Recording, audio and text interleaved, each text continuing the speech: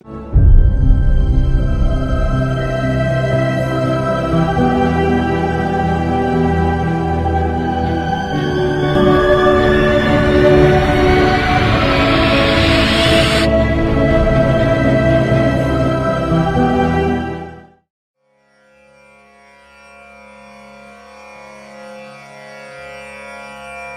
श्रीविष्णुसहस्रनामावलिः। ॐ विश्वस्मै नमः। ॐ विष्णवे नमः। ॐ वषट्काराय नमः। ॐ भूतभव्यभवत्प्रभवे नमः। ॐ भूतकृते नमः। ॐ भूतभृते नमः। ॐ भावाय नमः। ॐ भूतात्मने नमः। ॐ भूतभावनाय नमः। ॐ पूतात्मने नमः। ॐ परमात्मने नमः। ॐ मुक्तानां परमायै गतये नमः। ॐ अव्ययाय नमः। ॐ पुरुषाय नमः। ॐ साक्षिणे नमः। ॐ क्षेत्रज्ञाय नमः। ॐ अक्षराय नमः। ॐ योगाय नमः। ॐ योगविदान्नेत्रे नमः। ॐ प्रधानपुरुषेश्वराय नमः। ॐ नारसिंहवपुषे नमः। ॐ श्रीमते नमः। ॐ केशवाय नमः। ॐ पुरुषोत्तमाय नमः। ॐ सर्वस्मै नमः। ॐ शर्वाय नमः। ॐ शिवाय नमः। ॐ स्थाणवे नमः। ॐ भूतादये नमः। ॐ निधये व्ययाय नमः। ॐ संभवाय नमः। ॐ भावनाय नमः। ॐ भर्त्रे नमः। ॐ प्रभवाय नमः। ॐ प्रभवे नमः। ॐ ईश्वराय नमः। ॐ स्वयंभुवे नमः। ॐ शम्भवे नमः। ॐ आदित्याय नमः। ॐ पुष्कराक्षाय नमः। ॐ महास्वनाय नमः। ॐ अनादिनिधनाय नमः। ॐ धात्रे नमः। ॐ विधात्रे नमः। ॐ धातवे उत्तमाय नमः। ॐ अप्रमेयाय नमः। ॐ ऋषिकेशाय नमः। ॐ पद्मनाभाय नमः। ॐ अमरप्रभवे नमः। ॐ विश्वकर्मणे नमः। ॐ मनवे नमः।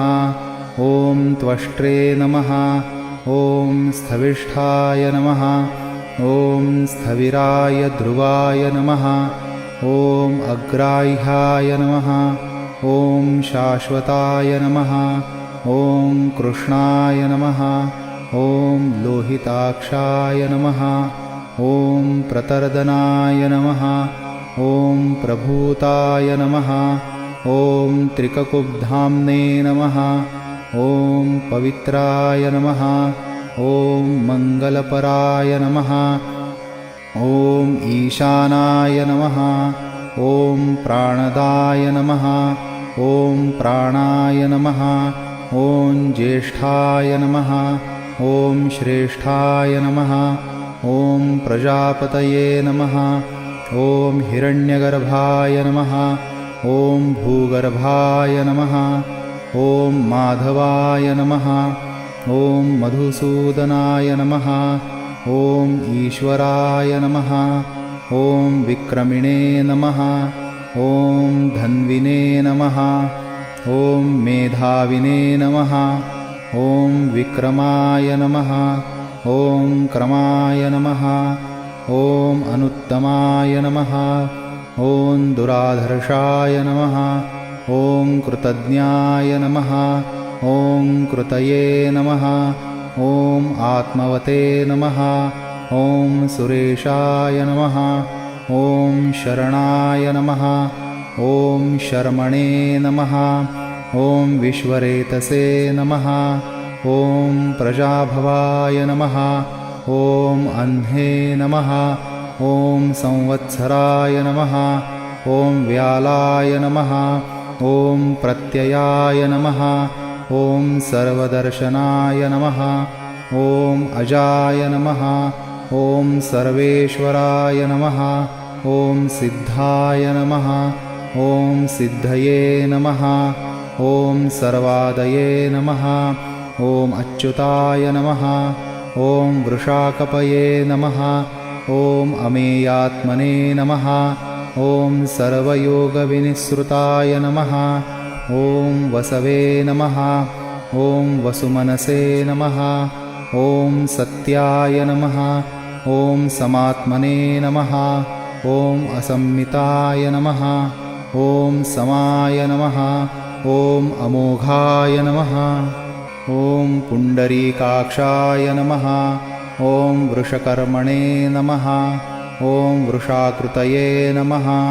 ॐ रुद्राय नमः ॐ बहुशिरसे नमः ॐ बभ्रवे नमः ॐ विश्वयोनये नमः ॐ शुचिश्रवसे नमः ॐ अमृताय नमः ॐ शाश्वतस्थाणवे नमः ॐ वरारोहाय नमः ॐ महातपसे नमः ॐ सर्वगाय नमः ॐ सर्वविद्भानवे नमः ॐ विश्वक्सेनाय नमः ॐ जनार्दनाय नमः ॐ वेदाय नमः ॐ वेदविदे नमः ॐ अव्यङ्गाय नमः ॐ वेदाङ्गाय नमः ॐ वेदविदे नमः ॐ कवये नमः ॐ लोकाध्यक्षाय नमः ॐ सुराध्यक्षाय नमः ॐ धर्माध्यक्षाय नमः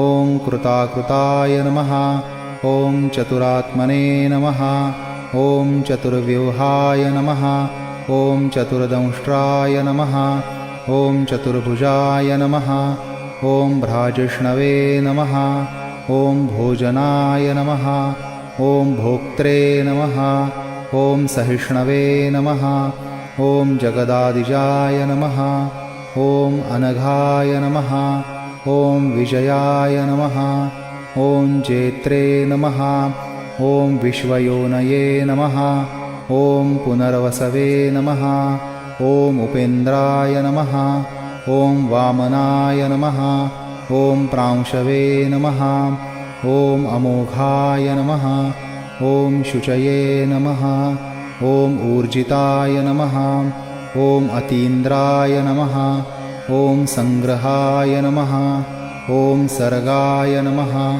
ॐ धृतात्मने नमः ॐ नियमाय नमः ॐ यमाय नमः ॐ वेद्याय नमः ॐ वैद्याय नमः ॐ सदायोगिने नमः ॐ वीरघ्ने नमः ॐ माधवाय नमः ॐ मधवे नमः ॐ अतीन्द्रियाय नमः ॐ महामायाय नमः ॐ महोत्साहाय नमः ॐ महाबलाय नमः ॐ महाबुद्धये नमः ॐ महावीर्याय नमः ॐ महाशक्तये नमः ॐ महाद्युतये नमः ॐ अनिर्देश्यवपुषे नमः ॐ श्रीमते नमः ॐ अमेयात्मने नमः ॐ महाद्रिधृषे नमः ॐ महेश्वासाय नमः ॐ महीभर्त्रे नमः ॐ श्रीनिवासाय नमः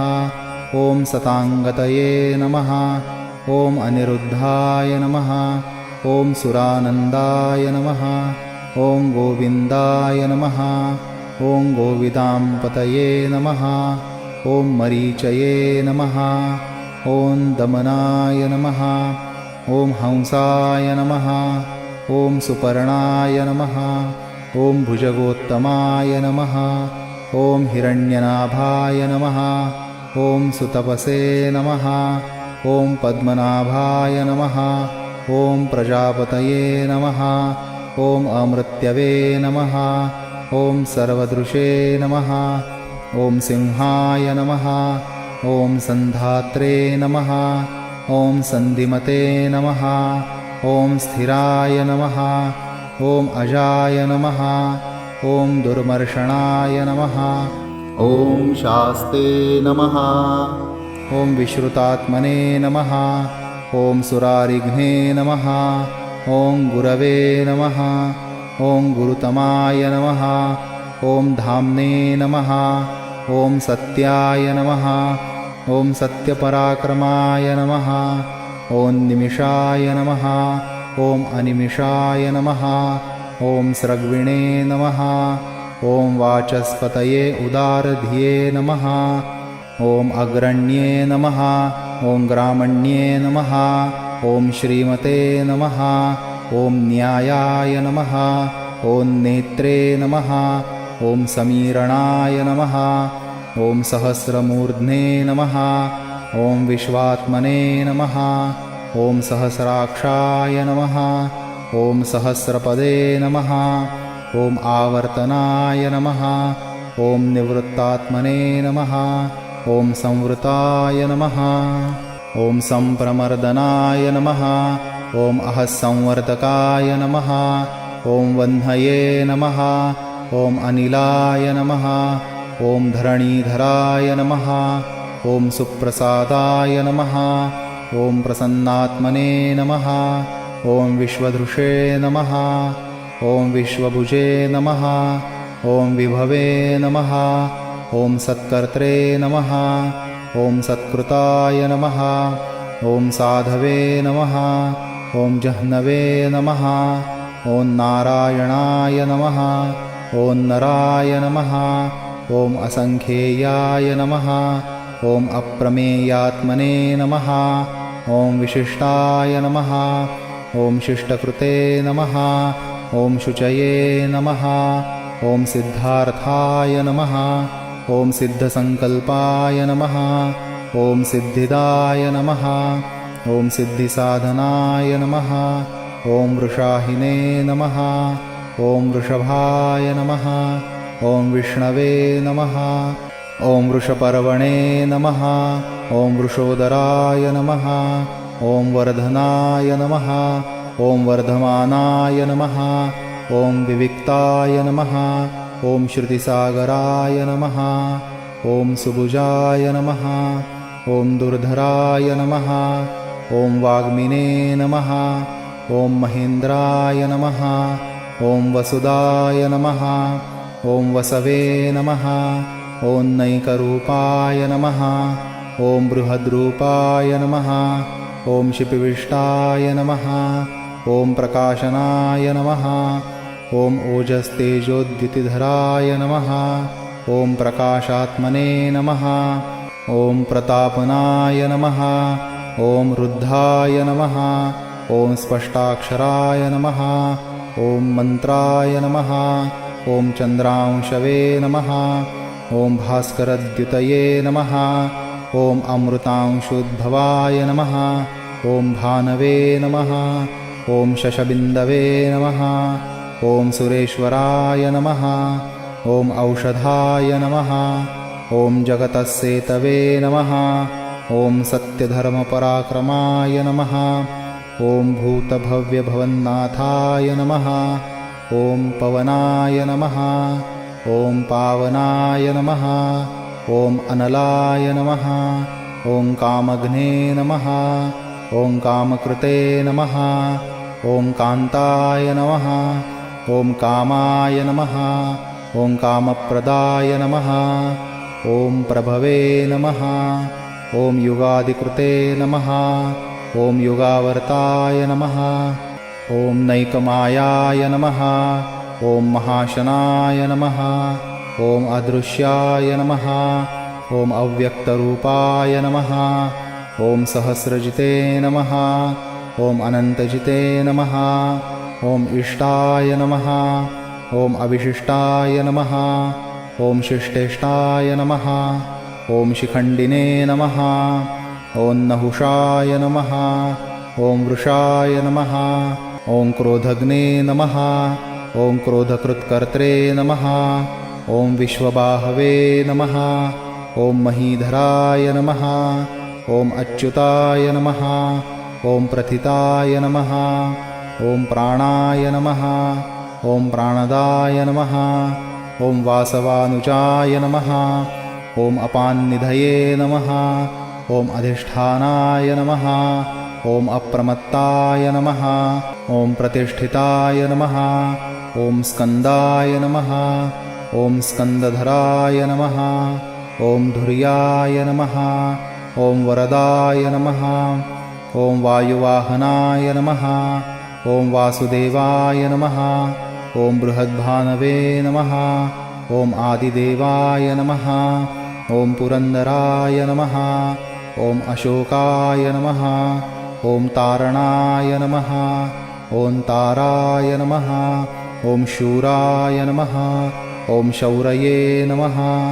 ॐ जनेश्वराय नमः। ॐ अनुकूलाय नमः। ॐ शतावर्ताय नमः। ॐ पद्मिने नमः। ॐ पद्मनिभेक्षणाय नमः। ॐ पद्मनाभाय नमः। ॐ अरविन्दाक्षाय नमः। ॐ पद्मगर्भाय नमः। ॐ शरीरभृते नमः। ॐ महर्धये नमः। ॐ वृद्धाय नमः। ॐ वृद्धात्मने नमः। ॐ महाक्षाय नमः। ॐ गरुडध्वजाय नमः। ॐ अतुलाय नमः। ॐ शरभाय नमः। ॐ भीमाय नमः। ॐ समयज्ञाय नमः। ॐ हविर्हरये नमः। ॐ सर्वलक्षणलक्षण्याय नमः। ॐ लक्ष्मीवते नमः। ॐ समितिञ्जयाय नमः। ॐ विक्षराय नमः। ॐ रोहिताय नमः। ॐ मार्गाय नमः। ॐ हेतवे नमः। ॐ दामोदराय नमः।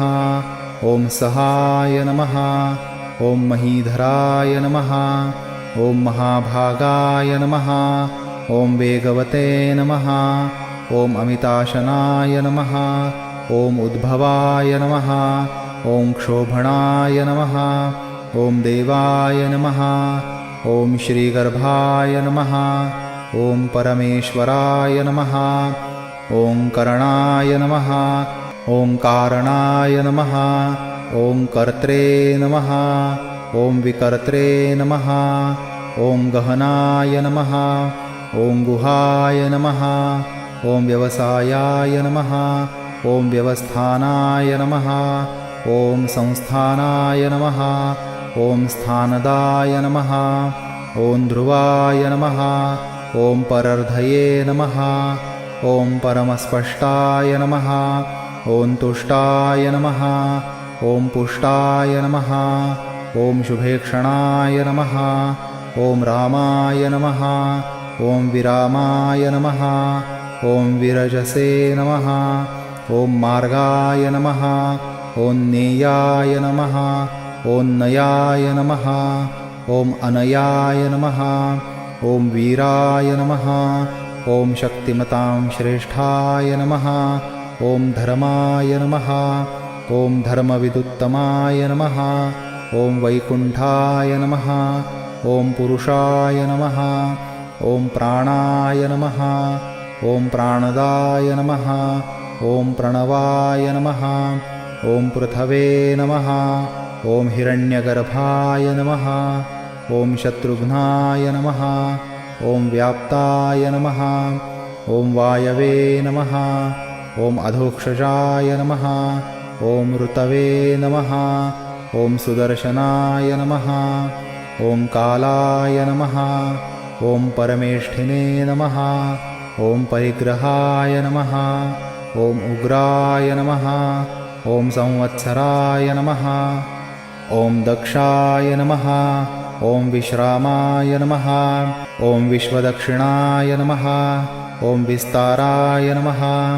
ॐ स्थावरस्थाणवे नमः। ॐ प्रमाणाय नमः। ॐ बीजायाव्ययाय नमः। ॐ अर्थाय नमः। ॐ अनर्थाय नमः। ॐ महाकोशाय नमः। ॐ महाभोगाय नमः। ॐ महाधनाय नमः। ॐ अनिर्विण्णाय नमः। ॐ स्थविष्ठाय नमः। ॐ अभुवे नमः। ॐ धर्मयूपाय नमः। ॐ महामखाय नमः। ॐ नक्षत्रनेमये नमः। ॐ नक्षत्रिणे नमः। ॐ क्षमाय नमः। ॐ क्षामाय नमः। ॐ समीहनाय नमः। ॐ यज्ञाय नमः। ॐ इज्याय नमः। ॐ महेज्याय नमः। ॐ क्रतवे नमः। ॐ सत्राय नमः। ॐ सताङ्गतये नमः। ॐ सर्वदर्शिने नमः। ॐ विमुक्तात्मने नमः। ॐ सर्वज्ञाय नमः। ॐ ज्ञानाय उत्तमाय नमः। ॐ सुव्रताय नमः। ॐ सुमुखाय नमः। ॐ सूक्ष्माय नमः। ॐ सुघोषाय नमः। ॐ सुखदाय नमः। ॐ सुहृदे नमः। ॐ मनोहराय नमः। ॐ जितक्रोधाय नमः। ॐ वीरबाहवे नमः। ॐ विदारणाय नमः। ॐ स्वापनाय नमः। ॐ स्ववशाय नमः। ॐ व्यापिने नमः। ॐ नैकात्मने नमः। ॐ नैककर्मकृते नमः। ॐ वत्सराय नमः। ॐ वत्सलाय नमः। ॐ वत्सिने नमः। ॐ रत्नगर्भाय नमः। ॐ धनेश्वराय नमः। ॐ धर्मगुपे नमः। ॐ धर्मकृते नमः। ॐ धर्मिणे नमः। ॐ सते नमः। ॐ असते नमः। ॐ क्षराय नमः। ॐ अक्षराय नमः। ॐ अविज्ञात्रे नमः। ॐ सहस्रांशवे नमः। ॐ विधात्रे नमः। ॐ कृतलक्षणाय नमः। ॐ गभस्तिनेमये नमः। ॐ सत्वस्थाय नमः। ॐ सिंहाय नमः। ॐ भूतमहेश्वराय नमः। ॐ आदिदेवाय नमः। ॐ महादेवाय नमः। ॐ देवेशाय नमः। ॐ देवभृद्गुरवे नमः। ॐ उत्तरस्मै नमः। ॐ गोपतये नमः। ॐ गोप्त्रे नमः। ॐ ज्ञानगम्याय नमः। ॐ पुरातनाय नमः। ॐ शरीरभूतभृते नमः। ॐ भोक्त्रे नमः। ॐ कपीन्द्राय नमः। ॐ भूरिदक्षिणाय नमः। ॐ सोमपाय नमः। ॐ अमृतपाय नमः। ॐ सोमाय नमः। ॐ पुरुजिते नमः। ॐ पुरुषोत्तमाय नमः। ॐ विनयाय नमः। ॐ जयाय नमः। ॐ सत्यसन्धाय नमः। ॐ दाशार्हाय नमः। ॐ सात्वतां पत्ये नमः। ॐ जीवाय नमः। ॐ विनयितासाक्षिणे नमः। ॐ मुकुन्दाय नमः। ॐ अमितविक्रमाय नमः। ॐ अम्भोनिधये नमः। ॐ अनन्तात्मने नमः। ॐ महोदधीशयाय नमः। ॐ अन्तकाय नमः। ॐ अजाय नमः। ॐ महार्हाय नमः। ॐ स्वाभाव्याय नमः। ॐ जितामित्राय नमः। ॐ प्रमोदनाय नमः। ॐ आनन्दाय नमः। ॐ नन्दनाय नमः। ॐ नन्दाय नमः। ॐ सत्यधर्माय नमः। ॐ त्रिविक्रमाय नमः। ॐ महर्षये कपिलाचार्याय नमः। ॐ कृतज्ञाय नमः। ॐ मेदिनीपतये नमः। ॐ त्रिपदाय नमः। ॐ त्रिदशाध्यक्षाय नमः। ॐ महाशृङ्गाय नमः। ॐ कृतान्तकृते नमः। ॐ महावराहाय नमः।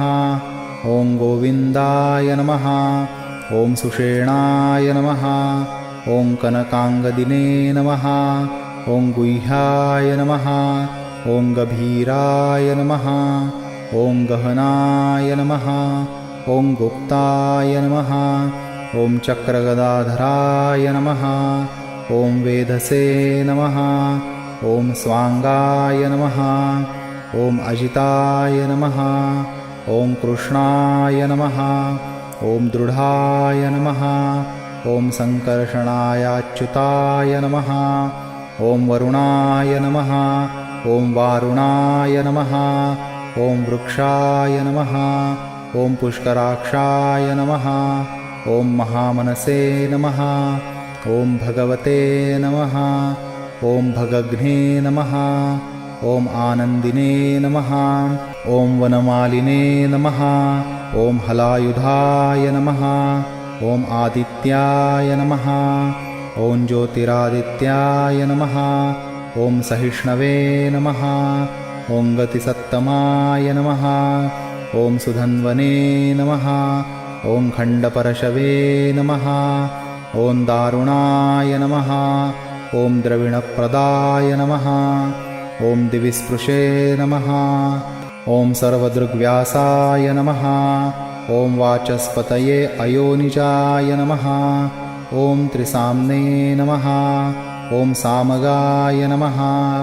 ॐ साम्ने नमः ॐ निर्वाणाय नमः ॐ भेषजाय नमः ॐ भेषजे नमः ॐ सन्न्यासकृते नमः ॐ शमाय नमः ॐ शान्ताय नमः ॐ निष्ठायै नमः ॐ शान्त्यै नमः ॐ परायणाय नमः ॐ शुभाङ्गाय नमः ॐ शान्तिदाय नमः ॐ स्रष्टे नमः ॐ कुमुदाय नमः ॐ कुवलेशयाय नमः ॐ गोहिताय नमः ॐ गोपतये नमः ॐ गोप्त्रे नमः ॐ वृषभाक्षाय नमः ॐ वृषप्रियाय नमः ॐ अनिवर्तिने नमः ॐ निवृत्तात्मने नमः ॐ संक्षिप्त्रे नमः ॐ क्षेमकृते नमः ॐ शिवाय नमः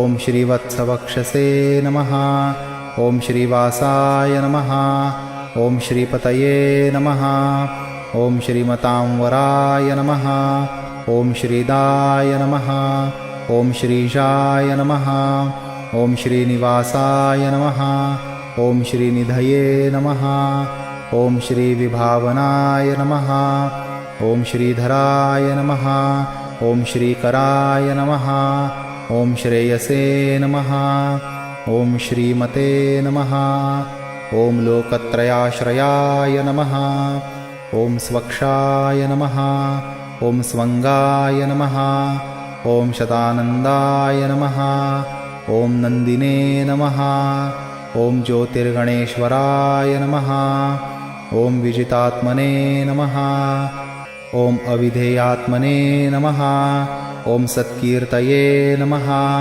ॐ छिन्नसंशयाय नमः ॐ उदीर्णाय नमः ॐ सर्वतश्चक्षुषे नमः ॐ अनीशाय नमः ॐ शाश्वतस्थिराय नमः ॐ भूषयाय नमः ॐ भूषणाय नमः ॐ भूतये नमः ॐ विशोकाय नमः ॐ शोकनाशनाय नमः ॐ अर्चिष्मते नमः ॐ अर्चिताय नमः ॐ कुम्भाय नमः ॐ विशुद्धात्मने नमः ॐ विशोधनाय नमः ॐ अनिरुद्धाय नमः ॐ अप्रतिरथाय नमः ॐ प्रद्युम्नाय नमः ॐ अमितविक्रमाय नमः ॐ कालनेमिनिघ्ने नमः ॐ वीराय नमः ॐ शौरये नमः ॐ शूरजनेश्वराय नमः ॐ त्रिलोकात्मने नमः ॐ त्रिलोकेशाय नमः ॐ केशवाय नमः ॐ केशिघ्ने नमः ॐ हरये नमः ॐ कामदेवाय नमः ॐ कामपालाय नमः ॐ कामिने नमः ॐ कान्ताय नमः ॐ कृतागमाय नमः ॐ अनिर्देश्यवपुषे नमः ॐ विष्णवे नमः ॐ वीराय नमः ॐ अनन्ताय नमः ॐ धनञ्जयाय नमः ॐ ब्रह्मण्याय नमः ॐ ब्रह्मकृते नमः ॐ ब्रह्मणे नमः ॐ ब्रह्मणे नमः ॐ ब्रह्मविवर्धनाय नमः ॐ ब्रह्मविदे नमः। ॐ ब्राह्मणाय नमः। ॐ ब्रह्मिणे नमः। ॐ ब्रह्मज्ञाय नमः। ॐ ब्राह्मणप्रियाय नमः। ॐ महाक्रमाय नमः। ॐ महाकर्मणे नमः। ॐ महातेजसे नमः। ॐ महोरगाय नमः। ॐ महाक्रतवे नमः। ॐ महायज्वने नमः। ॐ महायज्ञाय नमः। ॐ महाहविषे नमः। ॐ स्तव्याय नमः। ॐ स्तवप्रियाय नमः। ॐ स्तोत्राय नमः। ॐ स्तुतये नमः। ॐ स्तोत्रे नमः। ॐ रणप्रियाय नमः। ॐ पूर्णाय नमः। ॐ पूरयित्रे नमः। ॐ पुण्याय नमः। ॐ पुण्यकीर्तये नमः। ॐ अनामयाय नमः। ॐ मनोजवाय नमः। ॐ तीर्थकराय नमः। ॐ वसुरेतसे नमः। ॐ वसुप्रदाय नमः। ॐ वसुप्रदाय नमः। ॐ वासुदेवाय नमः। ॐ वसवे नमः। ॐ वसुमनसे नमः। ॐ हविषे नमः। ॐ सद्गतये नमः। ॐ सत्कृतये नमः। ॐ सत्तायै नमः। ॐ सद्भूतये नमः। ॐ सत्परायणाय नमः। ॐ शूरसेनाय नमः। ॐ यदुश्रेष्ठाय नमः। ॐ सन्निवासाय नमः। ॐ सुयामुनाय नमः। ॐ भूतावासाय नमः। ॐ वासुदेवाय नमः। ॐ सर्वासुनिलयाय नमः। ॐ अनलाय नमः। ॐ दर्पघ्ने नमः। ॐ दर्पदाय नमः। ॐ दृप्ताय नमः। ॐ दुर्धराय नमः। ॐ अपराजिताय नमः। ॐ विश्वमूर्तये नमः। ॐ महामूर्तये नमः। ॐ दीप्तमूर्तये नमः। ॐ अमूर्तिमते नमः। ॐ अनेकमूर्तये नमः। ॐ अव्यक्ताय नमः। ॐ शतमूर्तये नमः। ॐ शताननाय नमः।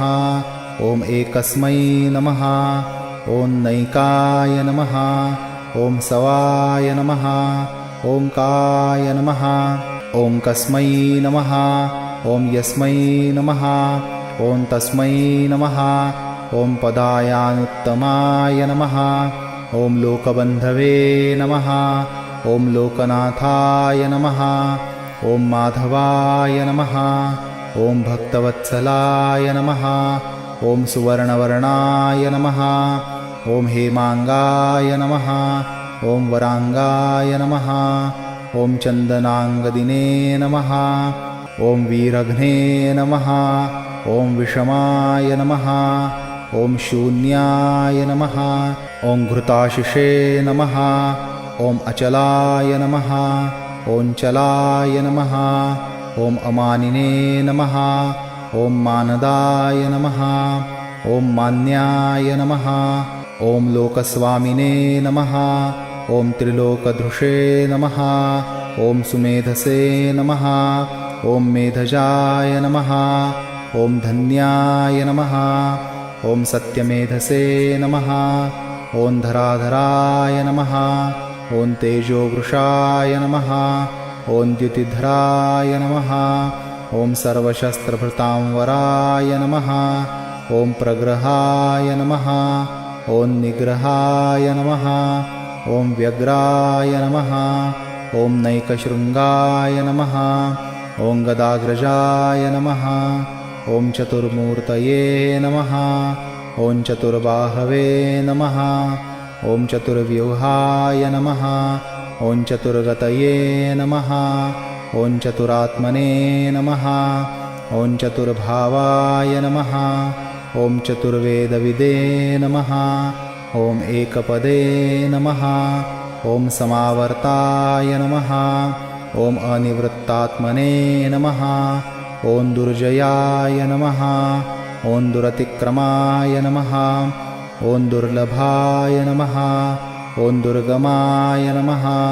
ॐ दुर्गाय नमः ॐ दुरावासाय नमः ॐ दुरारिघ्ने नमः ॐ शुभाङ्गाय नमः ॐ लोकसारङ्गाय नमः ॐ सुतन्तवे नमः ॐ तन्तुवर्धनाय नमः ॐ इन्द्रकर्मणे नमः ॐ महाकर्मणे नमः ॐ कृतकर्मणे नमः ॐ कृतागमाय नमः ॐ उद्भवाय नमः ॐ सुन्दराय नमः ॐ सुन्दाय नमः ॐ रत्ननाभाय नमः ॐ सुलोचनाय नमः ॐ अर्काय नमः ॐ वाजसनाय नमः ॐ शृङ्गिणे नमः ॐ जयन्ताय नमः ॐ सर्वविजयिने नमः ॐ सुवर्णबिन्दवे नमः ॐ अक्षोभ्याय नमः ॐ सर्ववागीश्वरेश्वराय नमः ॐ महाह्रदाय नमः ॐ महागर्ताय नमः ॐ महाभूताय नमः ॐ महानिधये नमः ॐ कुमुदाय नमः ॐ कुन्दराय नमः ॐ कुन्दाय नमः ॐ पर्जन्याय नमः ॐ पावनाय नमः ॐ अनिलाय नमः ॐ अमृताशाय नमः ॐ अमृतवपुषे नमः ॐ सर्वज्ञाय नमः ॐ सर्वतोमुखाय नमः ॐ सुलभाय नमः ॐ सुव्रताय नमः ॐ सिद्धाय नमः ॐ शत्रुजिते नमः ॐ शत्रुतापनाय नमः ॐ न्यग्रोधाय नमः ॐ उदुम्बराय नमः ॐ अश्वत्थाय नमः ॐ चाणूरान्ध्रनिषूदनाय नमः ॐ सहस्रार्चिषे नमः ॐ सप्तजिह्वाय नमः ॐ सप्तैधसे नमः ॐ सप्तवाहनाय नमः ॐ अमूर्तये नमः ॐ अनघाय नमः ॐ अचिन्त्याय नमः ॐ भयकृते नमः ॐ भयनाशनाय नमः ॐ अणवे नमः ॐ बृहते नमः ॐ कृशाय नमः ॐ स्थूलाय नमः ॐ गुणभृते नमः ॐ निर्गुणाय नमः ॐ महते नमः ॐ अधृताय नमः ॐ स्वधृताय नमः ॐ स्वास्याय नमः ॐ प्राग्वंशाय नमः ॐ वंशवर्धनाय नमः ॐ भारभृते नमः ॐ कथिताय नमः ॐ योगिने नमः ॐ योगीशाय नमः ॐ सर्वकामदाय नमः ॐ आश्रमाय नमः ॐ श्रमणाय नमः ॐ क्षामाय नमः ॐ सुपर्णाय नमः ॐ वायुवाहनाय नमः ॐ धनुर्धराय नमः ॐ धनुर्वेदाय नमः ॐ दण्डाय नमः ॐ दमयित्रे नमः ॐ दमाय नमः ॐ अपराजिताय नमः ॐ सर्वसहाय नमः ॐ नियन्त्रे नमः ॐ अनियमाय नमः ॐ अयमाय नमः ॐ सत्त्ववते नमः ॐ सात्विकाय नमः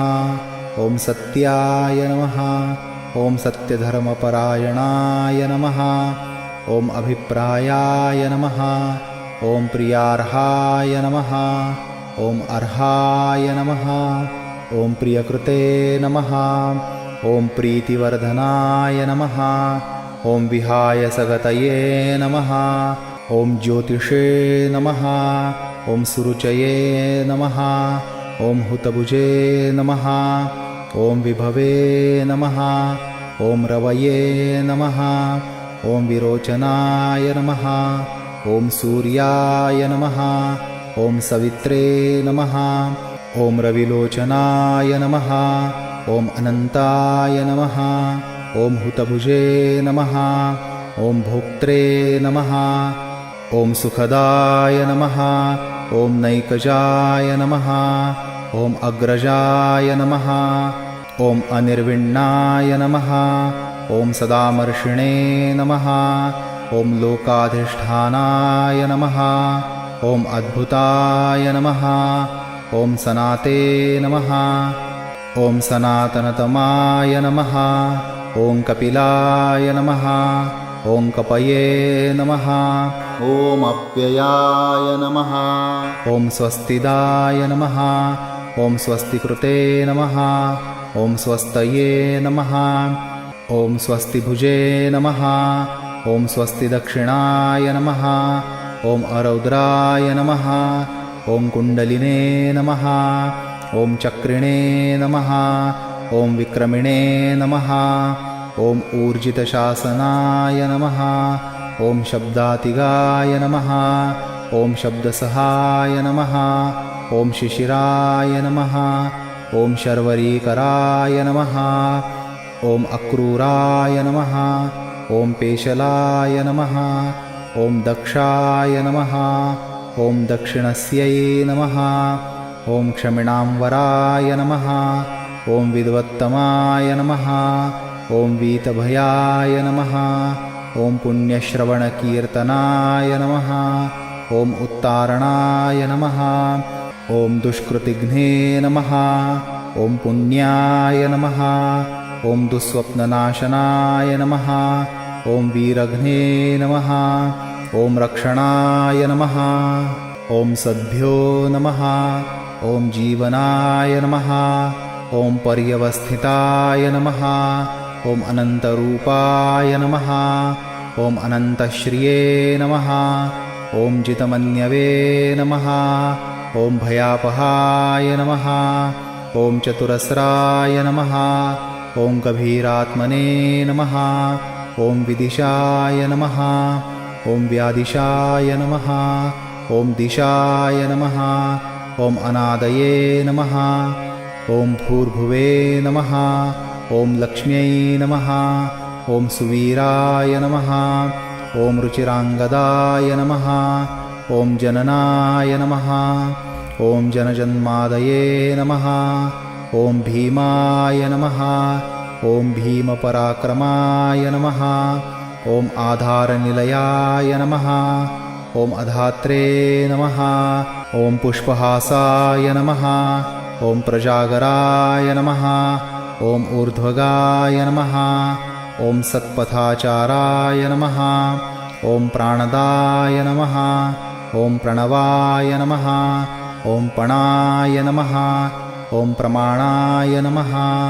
ॐ प्राणनिलयाय नमः। ॐ प्राणभृते नमः। ॐ प्राणजीवनाय नमः। ॐ तत्त्वाय नमः। ॐ तत्त्वविदे नमः।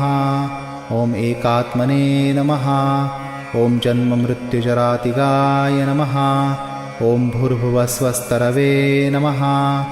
ॐ ताराय नमः। ॐ सवित्रे नमः। ॐ प्रपितामहाय नमः। ॐ यज्ञाय नमः। ॐ यज्ञपतये नमः। ॐ यज्वने नमः। ॐ यज्ञाङ्गाय नमः। ॐ यज्ञवाहनाय नमः। ॐ यज्ञभृते नमः। ॐ यज्ञकृते नमः। ॐ यज्ञिने नमः। ॐ यज्ञभुजे नमः। ॐ यज्ञसाधनाय नमः। ॐ यज्ञान्तकृते नमः। ॐ यज्ञगुह्याय नमः। ॐ अन्नाय नमः। ॐ अन्नादाय नमः। ॐ आत्मयोनये नमः। ॐ स्वयंजाताय नमः। ॐ वैखानाय नमः। ॐ सामगायनाय नमः। ॐ देवकीनन्दनाय नमः। ॐ स्रष्ट्रे नमः। ॐ क्षितीशाय नमः। ॐ पापनाशनाय नमः। ॐ शङ्खभृते नमः।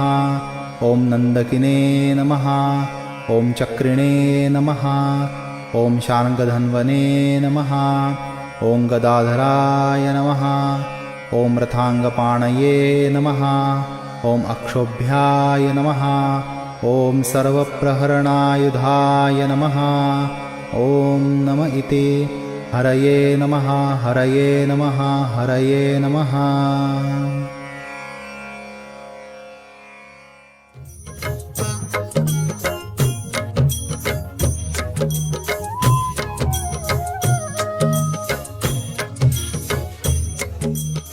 શ્રી વિષ્ણુ સહસ્ત્રનામ. આની શરૂઆત મહાભારતના યુદ્ધ પછી જ્યારે યુધિષ્ઠિર ભીષ્મ પિતામહને પૂછે છે કે જન્મ મરણના બંધનમાંથી જીવ મુક્ત થઈ શકે એ માટે શું કરવું, કોના નામનો જાપ કરવો, આના ઉત્તરમાં ભીષ્મ પિતામહ વિષ્ણુની સ્તુતિ પૂજાનું કહે છે અને આ સહસ્ત્ર નામ રટવાનું જપવાનું કહે છે. વિષ્ણુ સહસ્ત્ર નામ કીર્તન, શ્રવણ, નામ સ્વરૂપની ભક્તિ છે. આજે કળિયુગમાં તો ખાસ નામ જપ સૌથી ઉત્તમ અને સરળ સાધન છે. ભગવાને કહ્યું છે, યજ્ઞોમાં હું જપ છું, એટલે કે ઈશ્વર સાથે એક થવા જપ શ્રેષ્ઠ યજ્ઞ બની શકે. અહીં એક સવાલ સામાન્ય છે. માળા ફેરવતા આપણે પ્રભુના એક નામનું રટણ કરીએ છીએ, તો શા માટે 1000 નામ રટવા? કારણ ખૂબ સરળ છે. જ્યારે એક નામથી રટણ થાય ત્યારે આદત બની જાય, મન બીજા વિચારોમાં રોકાયેલું રહે અને માળા ફરતી રહે. ઈશ્વર સાથે જોડાણ થવું મુશ્કેલ બને. જ્યારે સહસ્ત્ર નામ પોતે ઉચ્ચારીએ ત્યારે સ્વાભાવિક મન નામ અને એના અર્થ સાથે જોડાવા લાગે અને ઈશ્વરના સાનિધ્યના અનુભવ માટે માર્ગ મોકળો બને, એકાગ્રતા વધે. જ્યારે વિષ્ણુ સહસ્ત્ર નામનો જાપ કરવાનું મન થાય ત્યારે લિંક પર જઈ આપ સાંભળતા જશો અને સાથે ઉચ્ચાર કરતા જશો તો જરૂર મનમાં એક શાંતિ અને સંતોષની લાગણી થશે. મન ચંચળ છે એટલે મહિનામાં 1 વાર 2 વાર, પૂનમના દિવસે, એકાદશીના દિવસે એવા થોડા નિયમ રાખી આપ કરી શકો. નામ એવી રીતે રજૂ કર્યા છે કે એને સાથે ઉચ્ચારી શકો. વધુ ન થાય તો આપના મંદિર કે પ્રભુ સામે બેસી દીવો અગરબત્તી કરી સહસ્ત્ર નામનો પાઠ શરૂ કરી પોતે પણ સાથે ઉચ્ચાર કરતા જવો. અવશ્ય અનુભવનો માર્ગ જાણે મોકળો થતો જણાશે. શરીરના સુખ માટે ઘણું કરીએ છીએ. શ્રી વિષ્ણુ સહસ્ત્ર નામ આત્માના આનંદ માટે અવશ્ય કરવું ગમશે. શ્રી કૃષ્ણાર્પણ.